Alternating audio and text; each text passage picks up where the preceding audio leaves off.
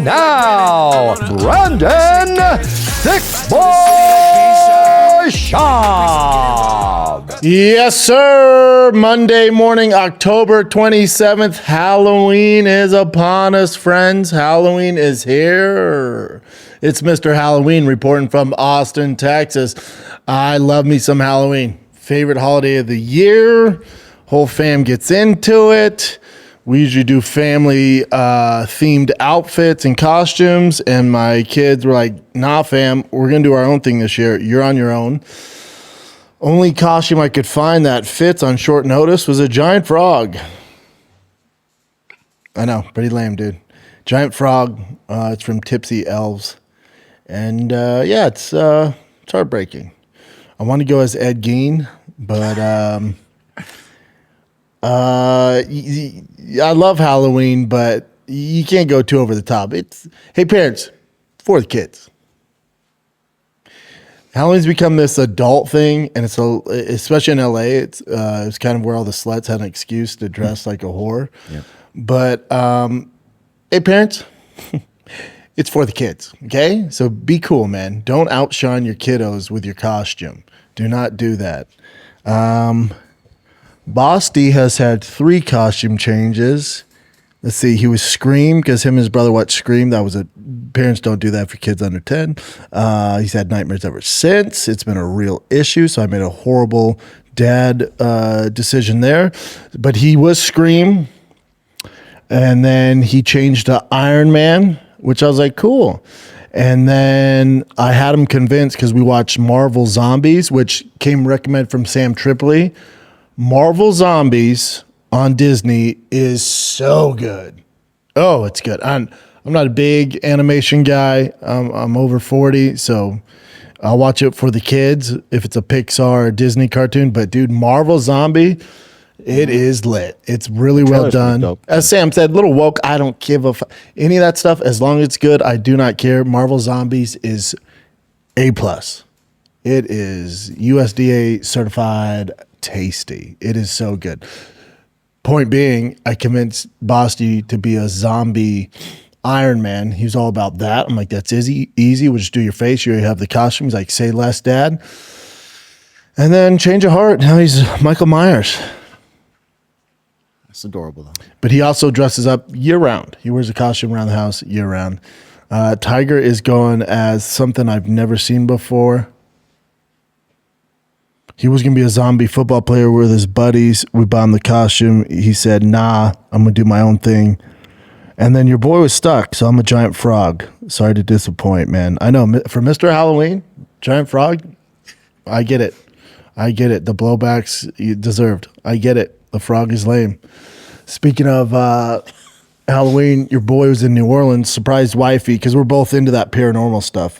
And New Orleans is the epicenter of haunting. There's so much paranormal activity down there if you believe in that stuff. We usually stay in the nice hotels, the fancy hotels, but she asked for it. So I just Googled top 5 most haunted hotels in New Orleans, and that's where we stayed in the French District. Remember though, it's from like the 1800s. So the hotel we stayed in, Hotel Provincial or some shit like that, but it was an old hospital because there's a lot of disease in New Orleans. So this was a hospital where like children and people died. So our hotel room was an old hospital room. I like the paranormal stuff. I'm on the fence if I believe in it, but I do like to get scared. I like doing all the investigation. I like the history of the places we go. But my wife's like dead set on all of it's real. There's ghosts. She didn't sleep for 2 days. Your boy, the ghost wore me out. I slept like a freaking baby. I had no issues. I'll get more into that trip on Finding the Kid because Kellen hates paranormal stuff. But yeah, New Orleans is cool, man. So much history. Just as a teaser, did you experience anything at all? You don't have to say what it is. Bro? All right. Bro? Yeah. We went to one of the oldest cemeteries in New Orleans. Just the 2 of us. We had a tour guide because we didn't break in. We had a tour guide, but it was the 3 of us, and it was 11 o'clock at night. Damn. And he gave me the paranormal like devices and stuff. Yeah. It was creepy, but I love that stuff. That's fun, yeah. I love that stuff. We saw the American Horror Story, the Covenant House, which is my favorite season of all time. It was so cool. I like New Orleans, man. After 2 days, I was ready to get back home, though. Love New Orleans. Bourbon Street's a nightmare. But I'll get into it on Finding the Kid. Let's get, real quick before I get into the fighting, go Dodgers. Toronto, suck it. Go Dodgers. You got lucky in one inning in the first game. You're like, oh, we can do this. You can't. But you can't. It's over now. We're back in LA. You're going to get served. You're going to get served. You're going to get served. That's just how it goes. I don't think you guys win one in LA. It should be over by Wednesday or Thursday. That's how it goes. One of the greatest dynasties of all time. That's how it goes. I was so pissed on Friday night. Oh, that's when they played. So pissed. All good, baby. Because they came back on Saturday and beat them cheeks. Yoshi, complete game, dude. Another Japanese dude, huh? Oh, he's good. Oh, he's the fucking man. Awesome. Hell yeah. All right, let's get into some fighting. Oh, what do we have here? Talk about a shit show. Listen, the heavyweight division, complete shit show. I think Tom has a curse on him. Speaking of paranormal activity, it's Halloween. Tom has a curse on him. It's not his fault. This poor freaking guy. This poor English soul. It's not, none of this is his fault. It's just literally the worst luck possible. It is the worst possible scenario happened to Tom Aspinall. God, dog, where do we start at this associate? This is, dude, I like when I come in on Monday and there's fucking something to bite into. And today I'm biting into Tom Aspinall's flat British ass. Listen, it's not Tom's fault. What is his fault to a certain extent is the long layoff waiting for John Jones, 450 something days. So he wasn't active at all. So there was a case of ring rust going into this fight. That's a disaster. Kind of his fault. Also, I'm sure the UFC, Dana White, the brass was edging him on, be like, John said he's going to do it. Look, John signed. And he's like, okay, let's do it. And then eventually he's like, bro, I got a freaking fight here. Gets the fight, long layoff.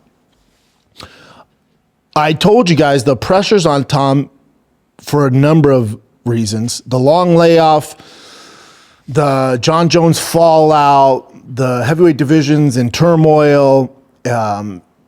We think he's the best. There's no really proven formula, but we know he's the number one heavyweight in a terrible heavyweight division. Again, not his fault. So there's a lot of questions about Tom Aspinall. You're fighting Ciryl Gane. Ciryl Gane got absolutely dog walked by John Jones, the guy who, quote unquote, is ducking you, which we'll get to. So all the pressure's on Tom. You have this long layoff. Ring rust is a real thing. And you're fighting a guy who is better technically striking. So there's just a lot of pressure because the narrative is John ducked you. You've wasted 453 days of your life, and John ducked you, and then you're fighting a guy that John completely dog walked. And I told you the pressure on Tom, because everyone's going to compare him to John, right? The pressure on Tom is, can you look more impressive than John did, which would mean you beat him in under whatever is 2 minutes and 2 seconds. That was not the case. So already that's like, oh shit. If you're a Tom Aspinall fan, you're going, oh fuck, this is going to be a fight. Mm-hmm. Oh boy.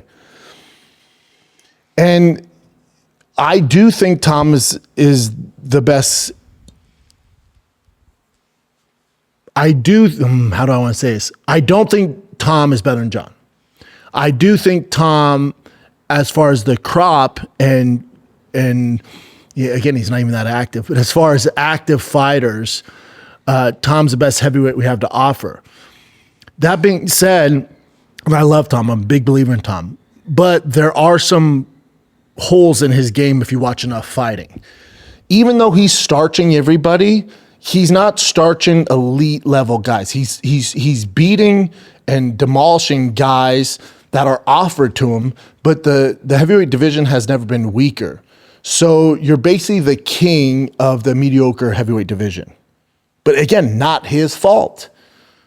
But with saying that, it goes to show that Tom does have some issues in his game that at a certain level will get exposed. So if you bring up Tom's record, my issue for Tom is, so Tom's one of the most athletic. Gane might be the only more athletic heavyweight in the division, but Tom's fucking right up there. So Tom's big, he's fast, he's athletic. He has jiu-jitsu as far as we know. We got to take that with a grain of salt, even though he grew up in diapers in his jiu-jitsu gym. His dad was a jiu-jitsu owner. This isn't a knock on England, but it's going to be different. It's just different over there. Wrestling credentials, it's just different over there. They're not the same level as other parts of the world. So Tom's thing, right, is he's basically a knockout artist. Now, Tom's not a knockout artist because he's throwing these insane combinations and he's slipping and he looks like fucking, Anthony Joshua Canelo. He's doing it because he has faster hands. It does because you get labeled a knockout artist via Derek Lewis. When you get labeled a knockout artist in the UFC, it doesn't mean you have world-class striking. It means you have good striking for a mixed martial artist that has a variety of things you have to be good at, but you do excel in this, but it doesn't mean you have world-class striking. So Tom's thing is he has really fast hands for big heavyweight. And if you look at the guys he's beat, I would love to hear the argument that he's beat high-level world-class strikers. Which one of the guys that he beat would you label, if you're listening to this on your way to work or if you're watching this, if you have a knowledge on mixed martial arts and just striking in general, whether it's kickboxing, boxing, Muay Thai, which one of his opponents would you say was world-class? Go. And I'll go through them. Jake Collier? No. Alan Baudou? No. Andrei Arlovsky? Mm-mm. Sergey Spivak? No, definitely not. Volkov? No, not world class. Curtis Blades? Definitely not. Wrestler. Tiberia? Not a chance. Pavlovich? Heavy hitter. Wouldn't say world class striker. Heavy hitter. And then Curtis Blades again. So really he, in that area of mixed martial arts when it comes to striking, he's had faster hands, and he beats everybody to the punch, and he's a big, strong guy, and he's knocking heads off. Again, not his fault, because these are the best guys the UFC had to offer in whatever is fucking 2020, 2025. So not his fault, and he's knocking down all comers. Cool. But you wouldn't say Tom has world-class striking. He has the best to offer right now. And so now he faces Ciryl Gane, who's the closest you can get in the heavyweight division to say world-class striker. A background in kickboxing, took some kickboxing fight. Probably the best striker Tom's faced. How'd it go from the sample size that we have? How did it go? Not good. Not good at all. Now, he didn't get dog walked. He didn't get fucking completely outshined, but he was getting pieced up. He was getting pieced up. And the longer that went, that's where the questions come into place going, oh man, how would this have gone in the second and third?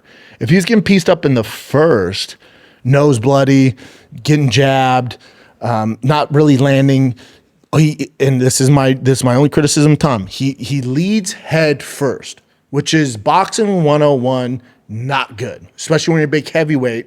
If you saw the Rakic fight, he went head first, and with the momentum of a bigger guy, gets knocked out from a jab. That's going to happen at heavyweight.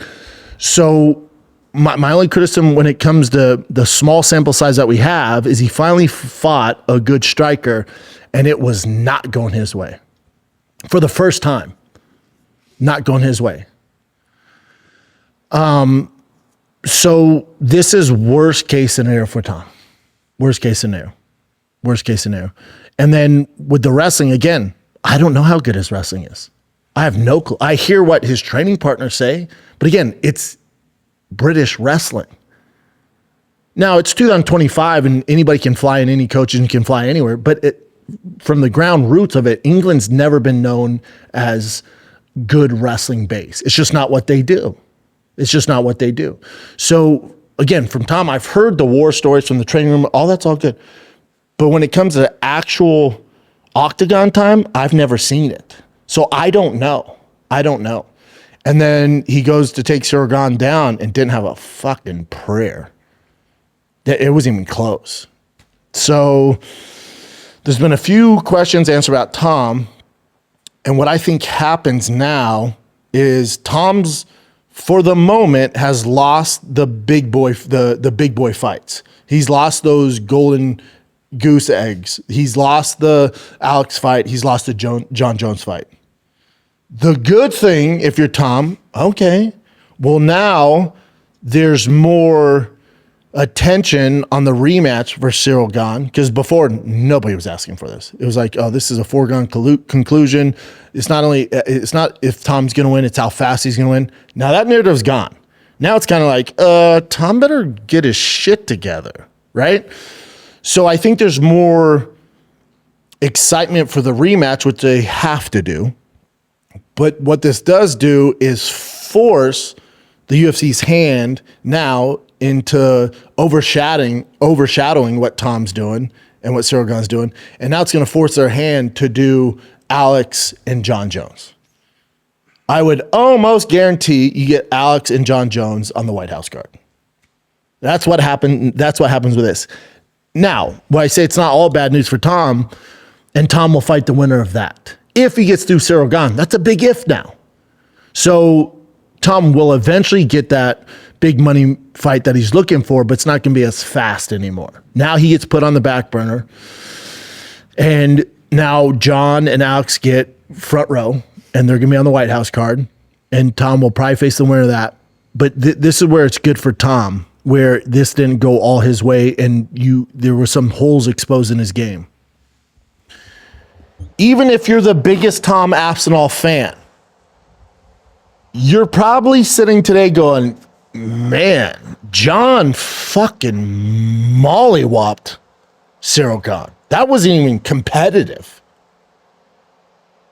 This ain't an easy fight for Tom now. John isn't a foregone conclusion. John's older, slower. I don't give a fuck. Tom is not going to dog walk John like we thought. Sure as fuck not taking him down. His striking's going to be an issue now. Now I'm like, oh, I definitely want to see that fight. So that's the plus side of this. The downside is now you've given Ciryl Gane momentum. Now we have almost a round to study to see how Tom is going to approach this. But I would imagine John's on Saturday afternoon sat back and went, fuck. Damn it. That'd been easier than I thought. I dropped the $30 million bag. That would have been a way easier fight than everyone thinks. John's probably kicking himself going, God damn it. Could have made $30 million and still fought Alex. As the champ, it'd been an even bigger fight, would have made more money. Drop the ball on that one. Let's take a little break here, and then we'll jump right back into this episode, breaking down UFC 321, Ciryl Gane, Tom Aspinall shenanigans. All your favorite NBA players are back. Jokic for the Nuggets, baby. We back. And DraftKings Sportsbook, an official sports betting partner of the NBA, is the place to bet on NBA stars this season. New customers bet just $5 and get 3 months of NBA League Pass, plus score $300 if your bet wins. Paid in bonus bets. Download the DraftKings Sportsbook app and use the code SCHAUBSHOW. That's code SCHAUBSHOW. Bet $5 and get 3 months of League Pass, plus 300 bonus bets if your bet wins. In partnership with DraftKings, the crown is yours. Gambling problem? Call 1-800-GAMBLER. In New York, call 877-8-HOPE-NY or text HOPE-NY 467-369. In Connecticut, help is available for problem gambling. Call 888-789-7777 or visit ccpg.org. Please play responsibly. On behalf of Boot Hill Casino and Resort in Kansas, pass-through per wager tax may apply in Illinois. 21 and over. Age and eligibility varies by jurisdiction. Void in Ontario. Restrictions apply. Bet must win to receive bonus bets which expire in 7 days. Minimum odds required. NBA League Pass auto renews until canceled. Additional terms at dkng.co/audio. Limited time offer. Now, when it comes to Ciryl Gane and Tom getting poked in the eye and being a no contest, what I won't stand for, what drives me nuts is you're going to listen to other MMA shows and they're saying, we got to change the gloves. Shut the fuck up about changing the gloves. That's not the issue. The gloves ain't the issue. You got to stop that narrative. That's not even a fucking option. UFC tried to switch the gloves. Knockouts went down. They're never doing it again. Shut the fuck up. They're not switching the gloves. That's not the answer to our problems. This is the only solution, and it's so obvious and so easy. If there is an eye poke, whether it's intentional or not, you're automatically disqualified and you lose the fight if he can't continue. If you groin strike, eye poke, fence grab, you're automatically deducted a point. If the fighter cannot continue because you did an illegal maneuver, you lose the fight. There has to be stern, severe consequences. Otherwise, this keeps continuing. That's the only way you stop this. The reason why guys like John and Ciryl Gane have their hands out is to gauge distance. They also know, I don't think they're all doing it on purpose, they also know if by chance they do poke you in the eye, nothing happens. So there's no reason to switch or make a change because y'all ain't going to do shit. Commission, meaning y'all. Dana, meaning y'all. They know that if they do grab the fence, they do kick to the fucking nuts, if they do eye poke and it compromises the fighter, the worst thing that happens is a warning these days. So for Ciryl Gane, it's no contest, accidental eye poke. Not only did you poke the guy in one eye, you poked him in both fucking eyes and you were knuckle deep. For this to be a no contest is insane. This should be an automatic DQ loss for Ciryl Gane. If you make it a severe consequence and you take half their pay away and he has no chance to get this belt now, I will guarantee you guys stop using their fingers to gauge distance and poke in the eye. But right now, it's a slap on the wrist. Guys like, why would I change? Who gives a fuck? What are they going to do? What are they going to do? Warn me? And it's detrimental to the fight if you do poke the guy in the eye, if you do hit him in the groin, if you do grab the fence. So they're like, it's worth the risk. It's worth it. If I can compromise this world-class fighter and he's a little compromised and blurry out of that left eye, I'm going to land a head kick. If I do grab the fence and I don't get fucking reversed, okay, it's a warning, or you stand us up, okay, at least I'm not on bottom. But if you made it zero compromise, zero gray room, if you do any of those three, eye gouge, groin kick, or grab the fence, you're disqualified and you lose the fight. Boom. It all stops. I can guarantee you it all stops. It's not the fucking gloves. The majority of fighters do not poke. They don't have that issue. The majority do not have that issue. So you're not going to change the gloves for the minority. Yes, a main event was stopped and was labeled a no contest because of eye pokes. Like, oh my God, we freak out. We got to change the gloves. Shut the fuck up. It's not the gloves. It's the individuals. And because there's not severe consequences, they're going to keep doing it over and over until you force them not to. That's how this goes. The whole narrative on, Tom wanted out, he was losing the fight, he found a way out, he could continue. Again, shut the fuck up. It's such a casual take. Let me get this straight. Tom Aspinall, the guy who's undefeated in the UFC, the guy who fought fucking Sergey Pavlovich, this insane, scary Russian dude, and starched him in his hometown. Hold on. You're telling me that after a 450 odd something day layoff, that this guy was looking for a way out? When people say that, that's what you would do. Anyone who's saying that is not made of the same DNA of Tom Aspinall. You're just not. Hold on. You're talking about the guy that blew out his fucking knee in 2022 against Curtis Blades and then recovered and then starched Tiberia in London and then fought that fucking monster for a title in Sergey Pavlovich at the time, who was scary as fuck, starched him in 1 minute, and then rematches the guy that he blew his fucking knee out against, who's by all accounts a bad matchup for him, and starches him in 1 minute.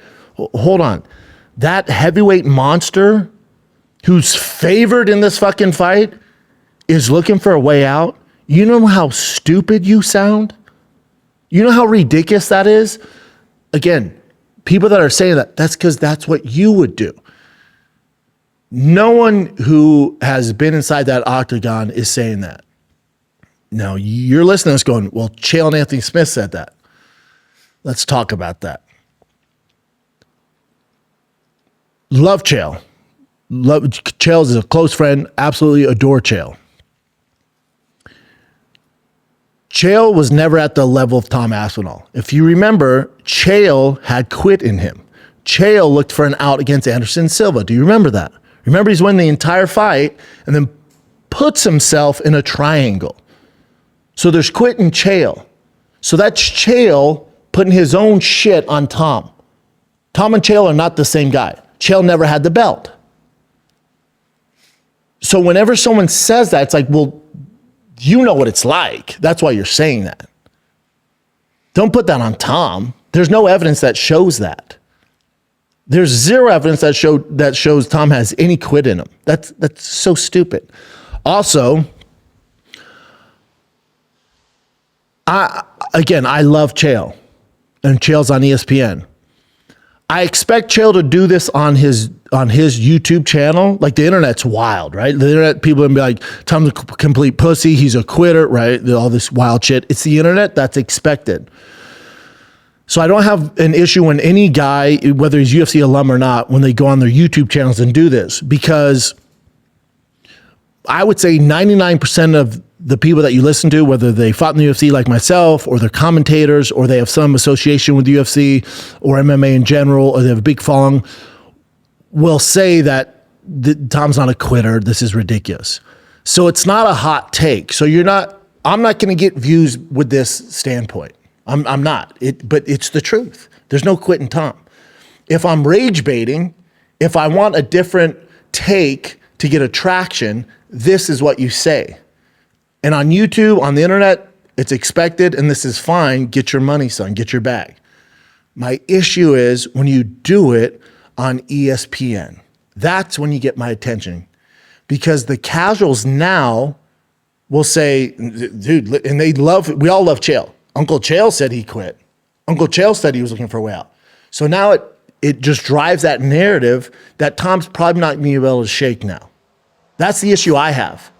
Now guys like my dad, my mom, my uncles, my friends, they're not getting on YouTube. They're not on Twitter. They're not on Instagram where you see all this rage baiting, all that shit. So I'm not worried about that. That's for younger kids, and that paints the narrative, but it's not real. And I can usually tell when people are doing it to get views.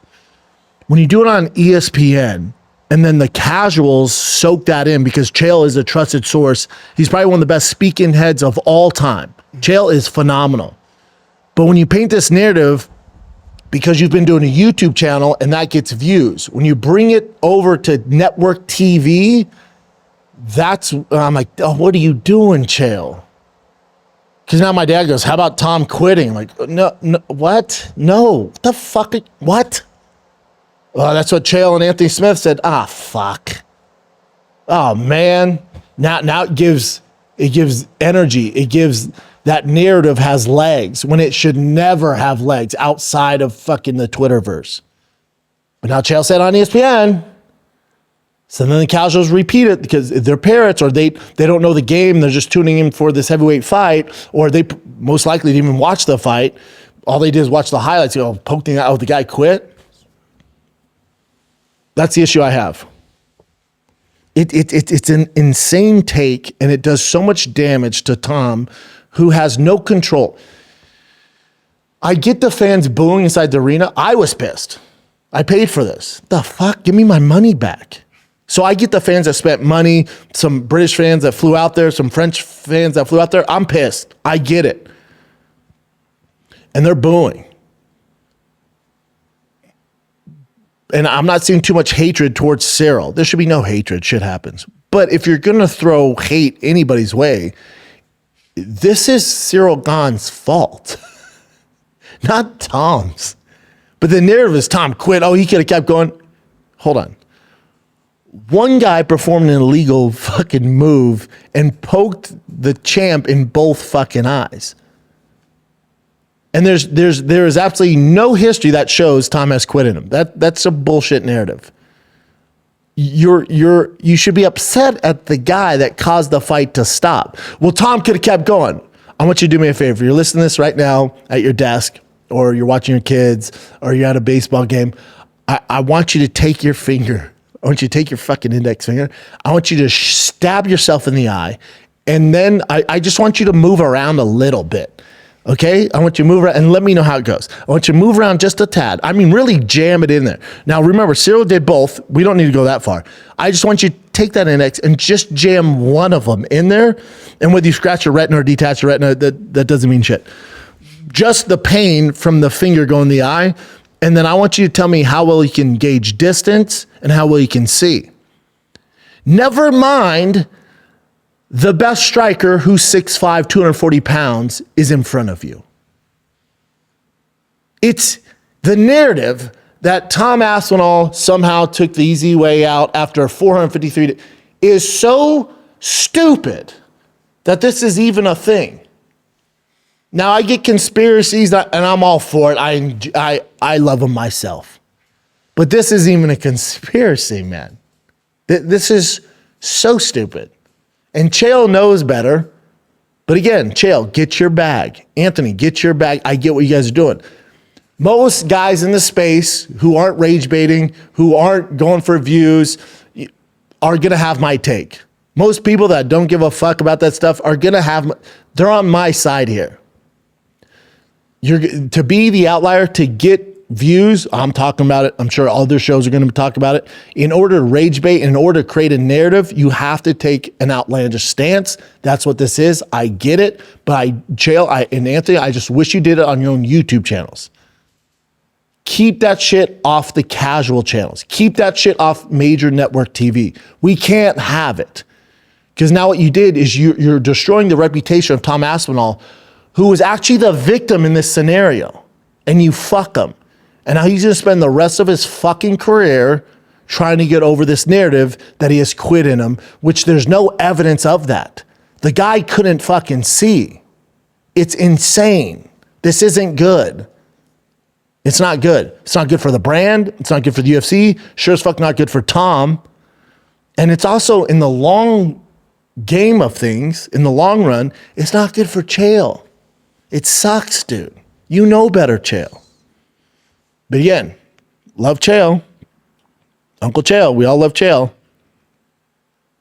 All he's doing is putting his own shit on Tom Aspinall. Only one of them was an actual champ. It ain't Chael. Remember, Chael fought in a title fight against one of the greatest ever, Anderson Silva, and was whooping his ass and then found a way to lose in the last 40 seconds by putting himself in a triangle. That's Chael shit. Chael's putting his baggage on Tom. Tom ain't Chael. This has nothing to do with you, dude. But now you paint that narrative, and Tom, poor fucking Tom, he has nothing to do with this, has to deal with this backlash. Oh, you quit. Even Chael said so. And Chael, his word goes a long fucking ways for good reason. He's one of the greats to never win the belt. He quit in his title fight. And you're just putting this on Tom now. That's fucked up. Keep that shit for YouTube, for Twitterverse, not for network TV, because the casuals are going to eat up whatever you fucking put out. It's like CNN, it's like Fox News. What they say, the fucking boomers go, yep. What Chael says, the casual goes, yep. Fucking poor Tom. It's not good for the UFC. And I just wish Dana in the press conference went, guy got poked in the fucking eye. I wish they would have laid down the hammer on Ciryl. He should have lost the fight. We can't have this. Hopefully Tom recovers. We'll book the fight. You don't go, yeah, Tom decided not to fight. Now you're just adding fuel to the fire, man. Tom's still favored in the rematch. Not as much, but he's still favored. And now Tom has more things to work on than Ciryl. For Ciryl, he's going, I can win this fight. Sure, you can. Sure you can. And that might have been your best opportunity, because now Tom knows what you look like. Now Tom has one round to go, okay, I was a little too wild. Okay, that takedown didn't work. I'm going to switch my approach. Now you're fucked. I would bet almost any amount of money Tom beats the shit out of him in the second fight. And I think if that fight continued on, Tom would have been in trouble. But now you fucked up.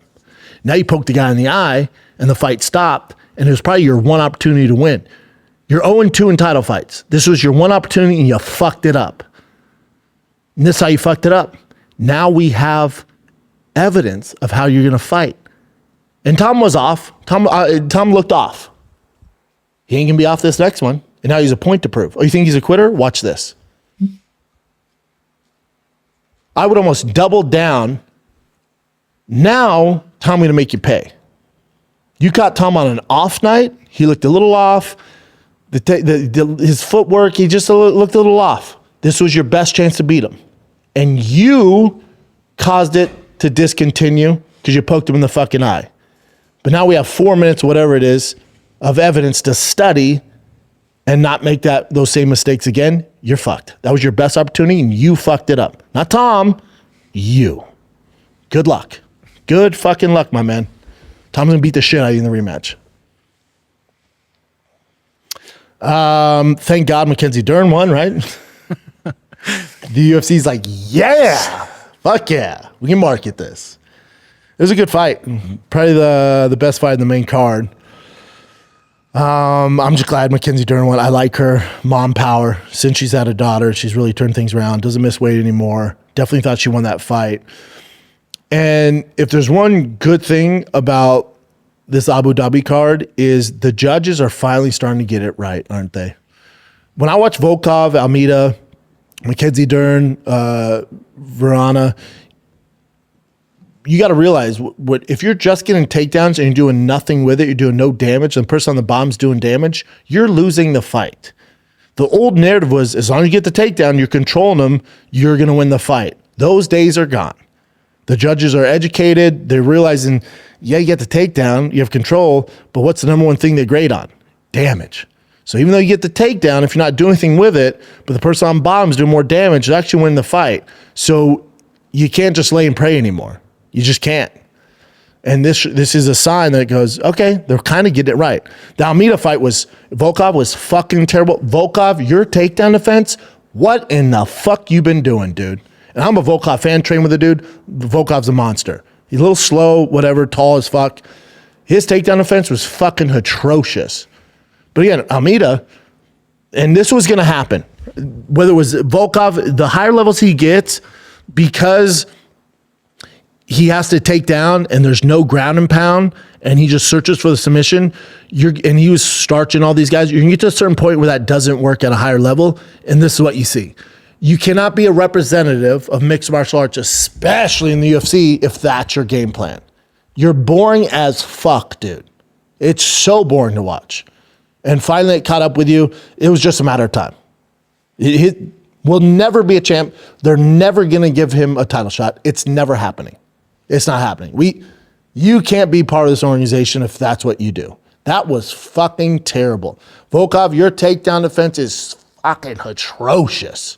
Atrocious. Glad they gave you the fight, though. He's in a weird area, right? Because he lost to Aspinall, and then you won a boring fight. You had the split decision. He's really fucked. You had the split decision loss against Ciryl Gane. We all thought you won it, though. You beat Almeida against a boring decision, but then Tom gets poked in the eye, so you're not fighting for a title anytime soon. He's going to have to fight one more and make it exciting to get there. No one's vying for that fight. He's in a weird position, man. Super weird position. Umar Nurmagomedov, Mario Batista. Batista's a dog. Can you guys please give him some credit? The kid's fucking good. He's a dog. My only criticism of him is in that second round. 30-27 is wrong. It should be 29-28 because most damage, the only time the fight even came close to ending was in the second round. So I think you give him that round. Doesn't matter. He lost 2-1. But it should be 29-28. If the only criticism I have is when you fight a guy like Umar Nurmagomedov, if you fight a guy like Merab Devashili, when you fight those guys, In the rare chance that you land something, which is so rare, in the rare chance you throw a knee when they're shooting in, you throw a head kick like Batista did, and you fucking land on them and you have them hurt, you have to unload the gas tank. You're not going to beat them by decision. There's not a fucking prayer of it. He had 10 minutes of control time. It's not happening. Your window of opportunity was right there, and you didn't go for broke. You fought him like everybody else. Where you're like, okay, I land one, and you're in your head, you're like, I don't want to rush in because it'll take me down, but you kind of need to. It's your only chance of winning. There's such a small window to hurt guys like Umar and Merab because they're predominantly grapplers. So when you do throw a Hail Mary and it lands, you have to go for broke because it's your only opportunity. And the chances of it happening again are slim to none. But he treated it like every other fighter and was like, all right, I land one, I'm going to sit back, that's going to come again. It's not. That was a fucking unicorn. You were gifted to it and you didn't take advantage and you ended up losing the fight by decision. And you're going to absolutely control the entire fight and you landed it and you didn't go for broke. You should be exhausted after the exchange because you're just going to get rode out anyways to a decision. You fucked up. You had an opportunity and you were given this opportunity and you capitalized on it and then you did nothing with it. You allowed him to recover and you fucked up. That's your only way to win. And you missed it. You missed it. This is what I was talking about. Those Hail Marys that Corey Sandhagen had to throw never happened, right? It happened for Mario Batista. Racket. That's a tough one. How about Walker? Heel hook. He's done 4 in a row, which is unheard of, right? It's insane. For the most part, it's 4 cans, though. Don't get me wrong. It's fucking cool to see. But again, he's at heavyweight. You're going to get to, it's similar to Almeida. You're going to get to a certain point where that's not even going to be an option. Then what do you do? I don't know his ceiling. I don't know how his striking is, how his other tools are. I know this for a fact. He's done it to 4 guys that probably aren't in the UFC in a year from now.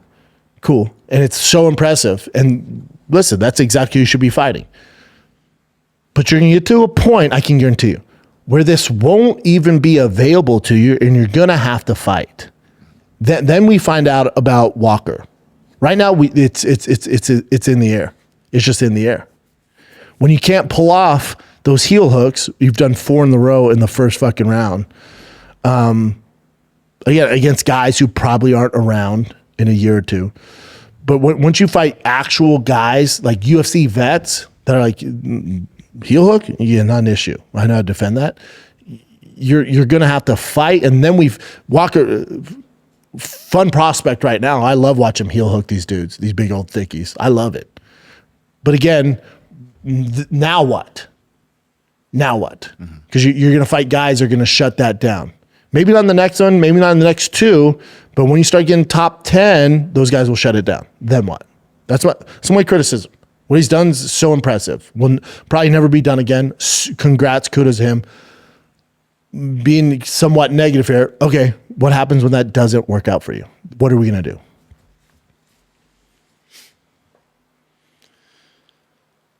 Salkill, that fucking head kick, I thought he killed a guy. Yeah. God damn. That might be the cleanest head kick I've seen. It's up there. I heard he was also on the ground for 10 to 12 minutes. Oh, yeah. Did you watch the fight? I watched. He was like in the background, just like. Yeah.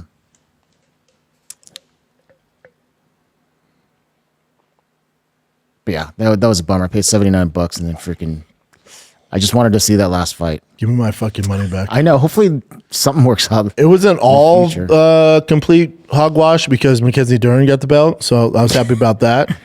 Yeah. But nothing will sour the taste in your mouth of paying $80 like a fucking eye poke. Oh my gosh. You're like, wait, what? I feel like they could do it in December. Because Tom got his eyes checked out. They said there's no damage. Yeah, that too. But yeah, Let's no go. damage. Hey, let's go. You know what's wild though? Like everyone's talked about this already, but the one that went like The other one deep, seemed the problem. but it wasn't. It was crazy. It's eyes. You just never know. Yeah. Like it could have scratched something. Now they say there's no. The issue is Tom's almost too honest for his own good. Because when you're mic'd up, which I wish they wouldn't do it, just to save these guys from all the backlash. First thing he says is, I can't see. Mm-hmm. First rule of Fight Club, even if you can't see, you got to give it 5 minutes. Don't say you can't see. Yeah. But and Tom looked panicked. He goes, I can't fucking see. Mm-hmm. I can't see. Those words, I can't see, you're screwed. Yeah. You say that. Now, when you say I can't see, was it Justin Herzog was the ref? Yeah. When you say I can't see, they're supposed to stop it right then. Herzog was like, calm down, give it 5 minutes. Let's get this wet towel on it. Then he comes back 2 minutes later. He's like, I can't fucking see. Okay, that's the second time. They should have canceled it right then. But he's like, all right, you got 2 more minutes, Bubba. Let's just calm down, see how it goes. Give him the wet towel. He goes, I still can't see. So you can't fucking see. What are you going to do? I mean, what do you do? That's a title fight. You can't see. You do exactly what Tom did. Because let's go through pros and cons. So let's say he goes, all right, I'm compromised, but I feel all this pressure. I know the fans are going to be upset. They paid tickets to fly here to see me. I'm going to continue to fight. And you're fighting Ciryl Gane, who's a world-class striker, and he head kick knocks you. Let me tell you how that goes. So you felt the pressure from the fans to come back compromised with one eye. You've taken 453 days off. There's all this talk about you and John, and John's ducking you. You fight Ciryl Gane, who's your toughest matchup on the feet yet, and you're compromised with one eye, and you get head kick KO. This is what happens. The UFC uses that highlight for the rest of your career. Trust me, I know. They use it for the rest of your career. You lose the belt, so your pay goes down. Then you have to fight one or two guys to get back to the title shot. And you're doing it because you feel pressure from the fans? Like that doesn't make sense. That doesn't make sense at all. Yeah. If you're actually compromised, which I believe he was, you're like, no, man. You live to fight another day. You're going to get... And here's the other thing. If he goes, oh, yeah, I was eye poked and my eyes compromised, can't see, but I'll go out there and do it. People have such a short-term memory. If Ciryl Gane were to head kick, knock him out, and that eye he couldn't see out of, for the most part, the casuals have no clue. They will not remember it. All they know is Ciryl Gane knocked you out. But you felt pressure from the fans and from the brass to go in there, and you compromise yourself, and now you're getting half your pay. You're back in the queue. You got to work your way back up. All those title glory fights with Alex Pereira, John Jones, that's gone. Now they don't want to fight you because too much of a risk, and now you have a loss on your resume. So that goes out the window. So you don't gain much, but the internet goes easy on you. Like, yeah, there's Tom. He's a real one. Okay. It's the smart thing to do. It is smart because it's very frustrating. I get it. Yeah. But for anyone to say, no, dude, I would have kept fighting. No, you wouldn't have.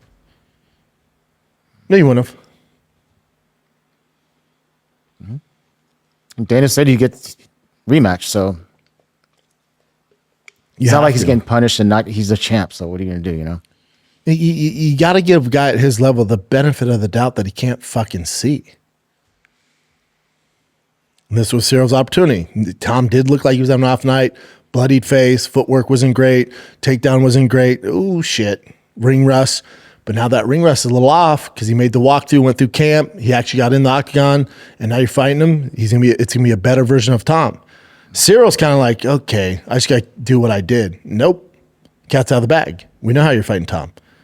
Tom can improve. Ciryl can't. Yeah.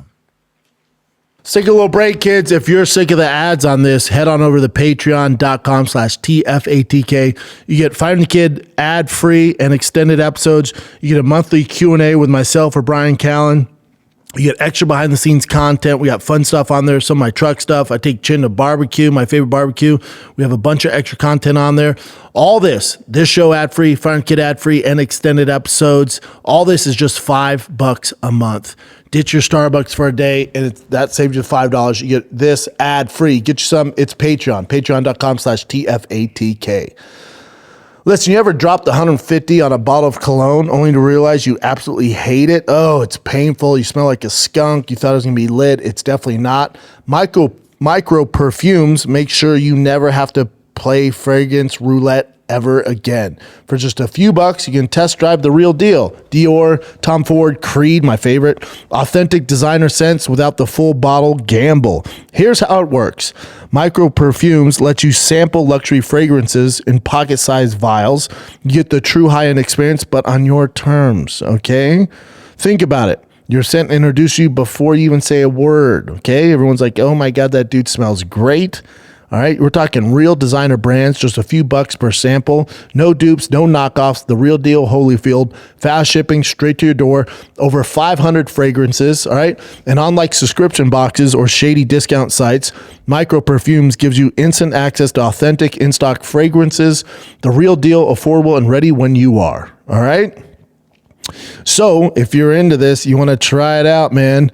Why commit to random $200 bottles hoping you smell like you thought you would? Find your scent soulmate today. Get up to 60% off at microperfumes.com/Schaub, SCHAUB. That's micro, MICRO perfumes.com/Schaub for up to 60% off. Micro Perfumes, real scents, no regrets. Smell great. Let's get back to the program.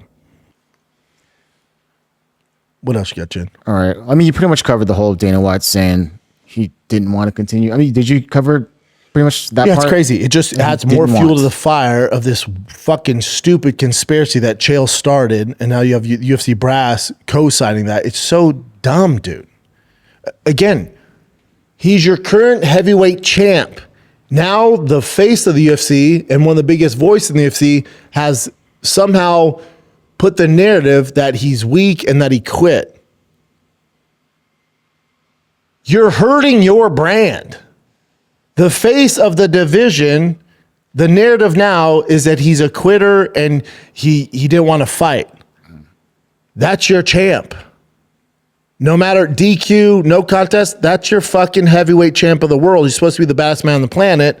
Now the narrative, for people that don't know shit about MMA, is that he has quit in him.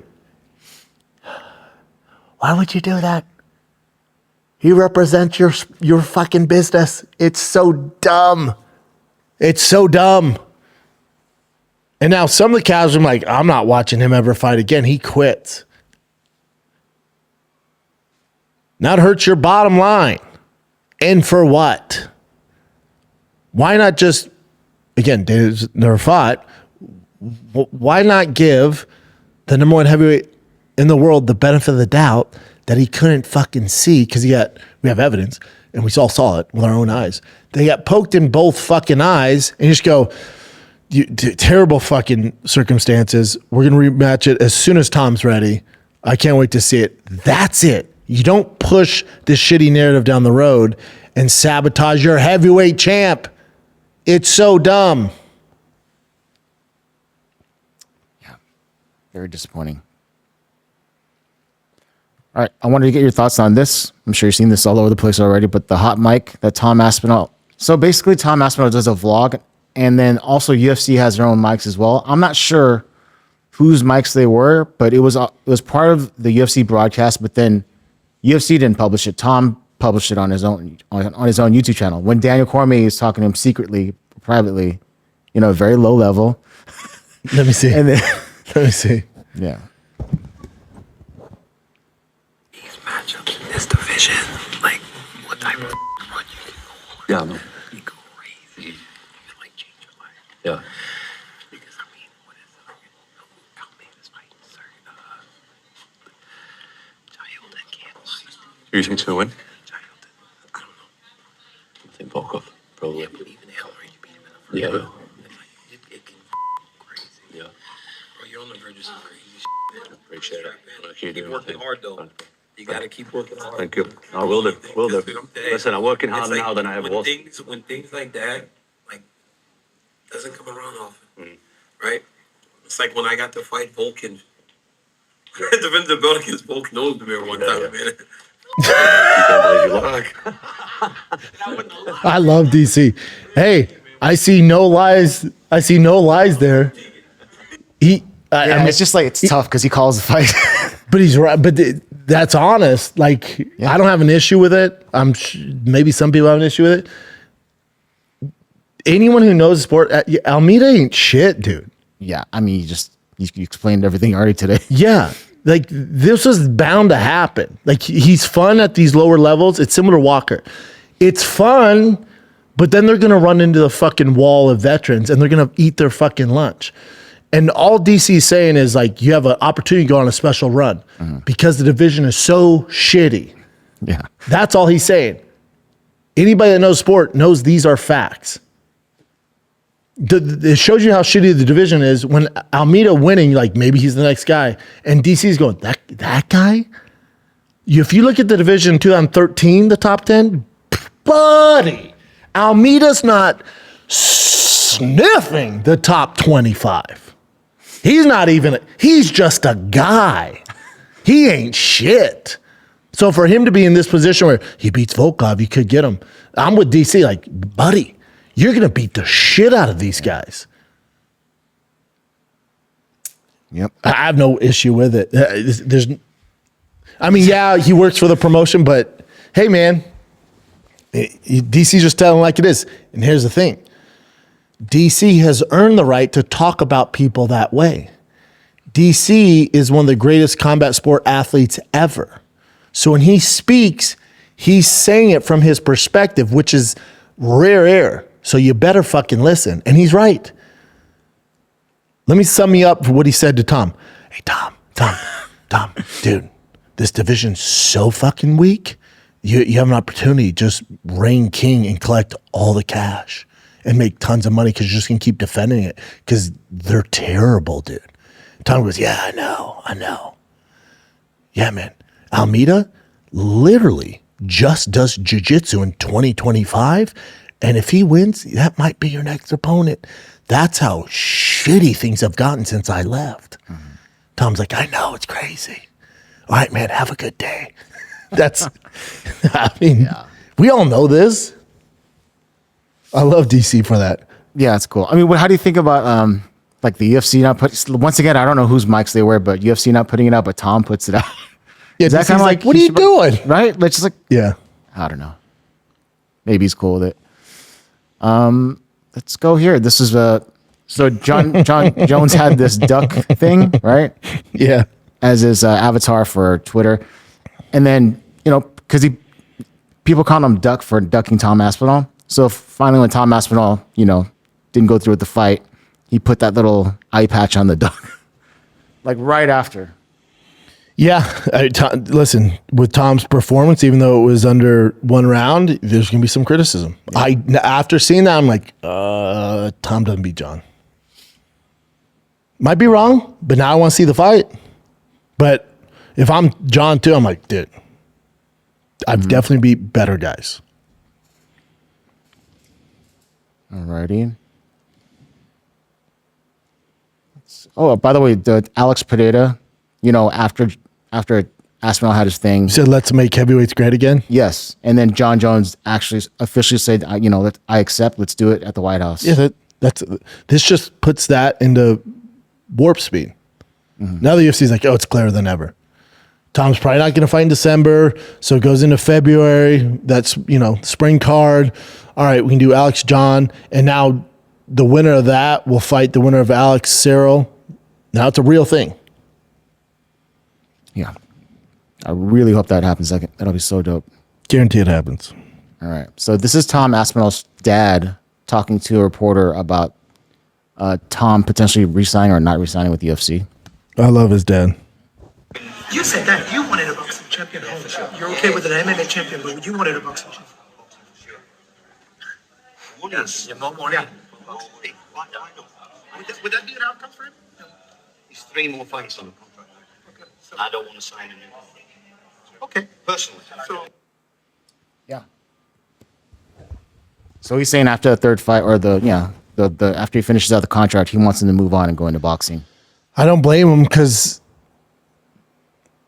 let's go through Tom's fights in a perfect world. Tom fights Ciryl, beats him. Tom fights the winner of Alex John, beats him. Then what? Yeah. Volkov? Almeida, Curtis Blades again, Sergey Pavlovich put some wins. Like there's nothing for him. It's like he can be the king of shit, but okay. I guess it depends how much they're going to pay, but I don't know how the pay structure is going to work with Paramount pay-per-view points. No one's really paying for those other contenders now because they're not a big name.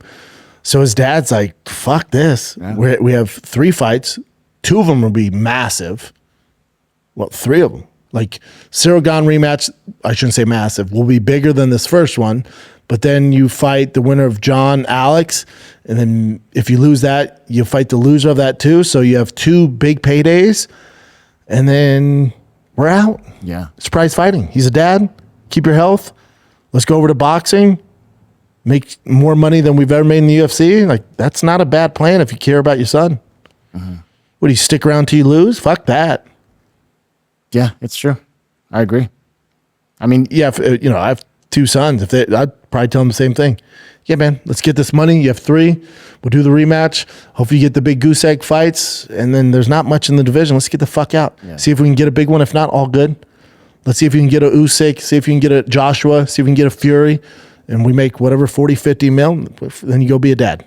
Yeah. Go coach their fucking cricket team where they do in England. You know? Yeah. And just even as fans, we're not going to want to keep watching him beat Volkov or Almeida. No. And the pay-per-view points won't even be that amazing. Yeah, that's probably the best move.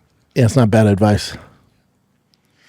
What do you think about this, Umar? I love this. Right. I absolutely love this. So this Umar Nurmagomedov said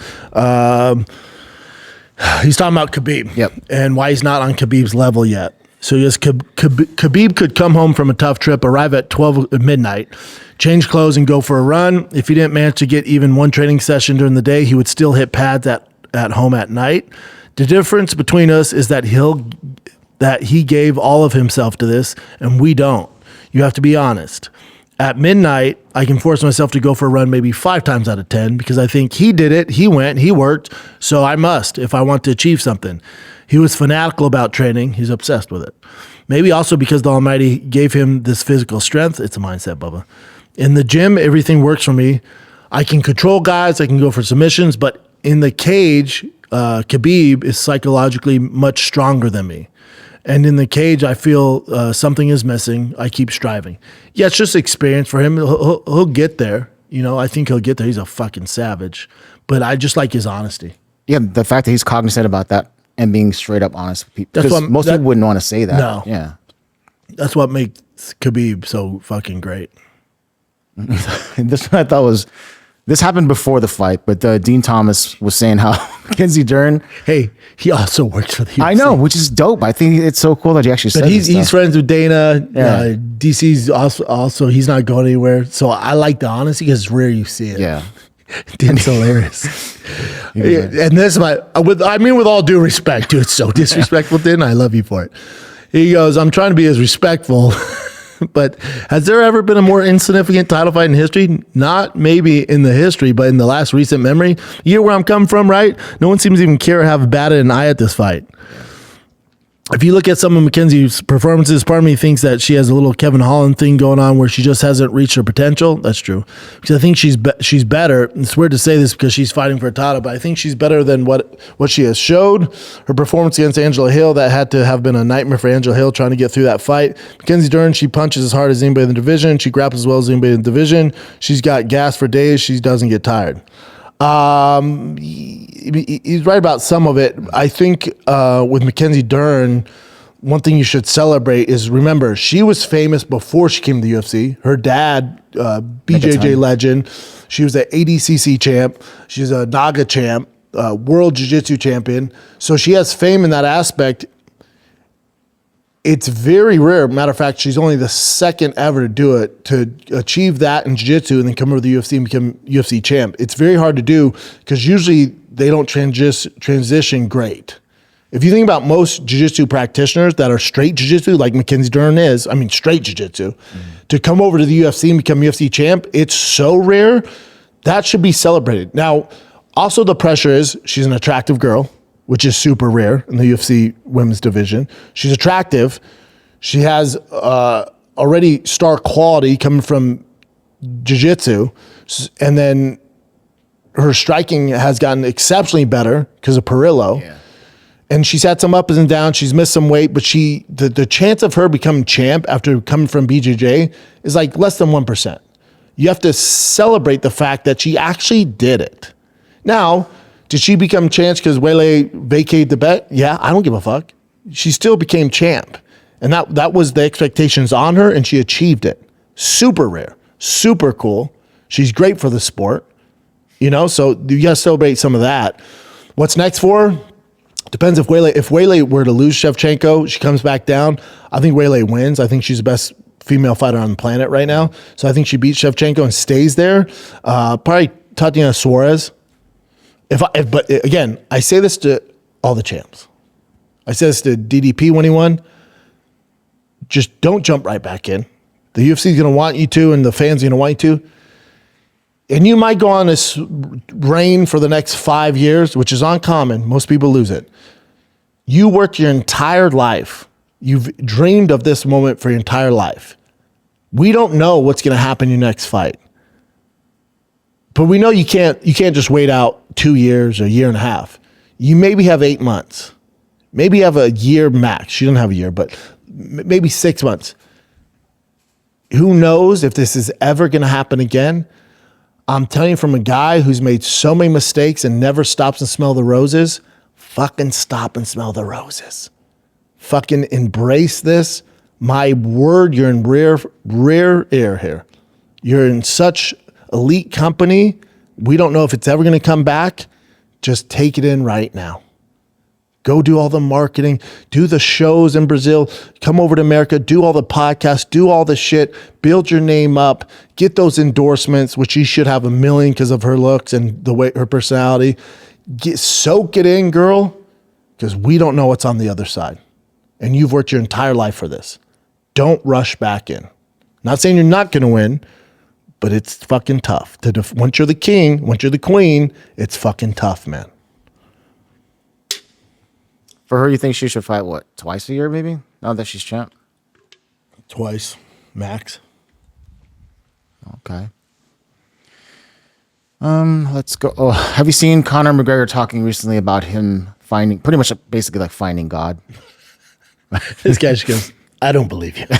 Hopefully he has, and this calms him down. Yeah, I It's mean, probably the only thing that can. he looks really clean here, but let me refresh real quick. Not that that means anything. He probably hit rock bottom, man. I mean, how many times? And as too? Dom Herrera says, there's always wiggle room at rock bottom. So I think he's hit rock bottom a few times. And if finding, the church and finding JC get you clean, more power to you, man. Hopefully. If you care about Conor, hopefully, man. And I do. Hopefully he's on the right track. Hopefully he's got all his demons out. He's done his partying. He's done all the devil's dandruff in the world. And he goes, okay, covered that mountain. It's time to get my shit together, be present for my kids, be a good husband. Dude, you're talking about a guy who's made 1 million fucking mistakes. I was a terrible husband, okay dad when my son was first. I was missing things. And then eventually just go, oh shit, I got to stop. Whatever his rock bottom is, hopefully, and you should be rooting for this. Not here just by chance. There is a higher power, Love to hear it. God, that dictates my journey and all of our journeys. And I live my life by God's word. And since around that time that you mentioned at the last event, I've engaged on a spiritual journey. And I'm saved, I am healed. And You on the have, back of that, the world is in for a treat. yep. The world is in for a treat. Got two benefits. My competitive spark Yep. that was once in my heart is now a roaring blaze. Fuck yes. I'm eager to get back. And right now I had to dial myself in and go inward. Mm-hmm. And that I've done. And I'm very, very excited to come back my own self. I am. Yeah, the people who benefit from this, I mean, obviously Conor, but his kids, his wife, all the fans that care about him. Like, if he actually gets his shit together. Now, it's not something that happens overnight.